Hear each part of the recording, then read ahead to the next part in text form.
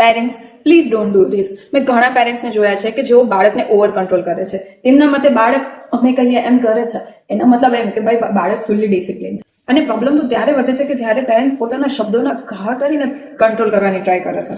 તારા માટે અમે કેટલું બધું કરીએ છીએ, તને તો અમારી કદર નથી, એક કામ પણ તારાથી ઢંગથી નથી થતું, જો શર્માજીના દીકરાને, તારામાં તો અક્કલ જ નથી, તું કાંઈ નહીં કરી શકે. જ્યારે આવા શબ્દો બોલાતા હોય ને ત્યારે બાળક ભૂખ્યું નથી સુઈ જતું, પણ શબ્દોથી તૂટીને સુઈ જાય. તમારા બાળકોને પૈસાથી વધુ જરૂર તમારા શબ્દોની છે. તમે તો ગુસ્સામાં બોલી દેશો પણ તમારું બાળક એ વર્ષો સુધી યાદ રાખે છે. પછી અમુક પેરેન્ટ્સ કહે છે કે અમે ટફ પેરેન્ટ બનીએ છીએ એમના સારા માટે, કે એ મજબૂત બને. બટ ઓનેસ્ટલી તમારું બાળક સ્ટ્રોંગ તો દૂર, તે લેસ ઇમોશનલ અને લેસ કોન્ફિડન્ટ બને છે.